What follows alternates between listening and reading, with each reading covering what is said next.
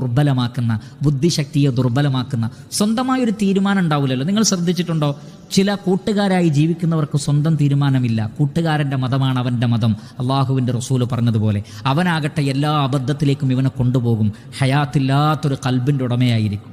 അപ്പോൾ ദിക്റുകൾ ധാരാളമായി വർദ്ധിപ്പിക്കുന്നതിലൂടെ പിശാചിനെ അകറ്റാനും നല്ല ഖുവ്വത്തുള്ള ശക്തിമത്തായ ഹയാത്തുള്ളൊരു ഖൽബും ആത്മാവും റൂഹും ശരീരവും ഒക്കെ ഉണ്ടാകുവാൻ ദിക്ർ സഹായിക്കുന്നതാണ്. തീരെ ദിക്റില്ലെങ്കിൽ പറ്റ മരിച്ച ആളാണെന്നാണ്. ജീവിച്ചിരിക്കുന്നുണ്ട് പക്ഷേ പറ്റ മരിച്ച ആളാണ്. എത്രയാണോ ദിക്ർ, ആ ദിക്റിന്റെ അളവനുസരിച്ച് ഹയാത്ത് വർദ്ധിക്കും. എത്ര കൂടുന്നുവോ അത്ര കണ്ട് ഈ ഖൽബിന്റെ ആത്മാവിന്റെ ഹയാത്തിൽ വർധനവുണ്ടാകും. ശക്തമായിരിക്കും അയാളുടെ കാഴ്ചപ്പാടുകളൊക്കെ.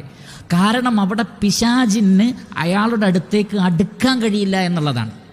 ശൈത്താന് ഒരിക്കലും അടുക്കാൻ കഴിയില്ല. മിനൽ ജിന്നത്തി വന്നാസ്, മനുഷ്യരിൽപ്പെട്ട ശൈത്താനും അവൻ്റെ അടുക്കലേക്ക് പോവില്ല, ജിന്നുകളിൽപ്പെട്ട ശൈത്താനും അവൻ്റെ അടുക്കലേക്ക് പോവില്ല. കാരണം സദാസമയം അള്ളാഹുവിനെ കുറിച്ചുള്ള ദിക്റാണ്.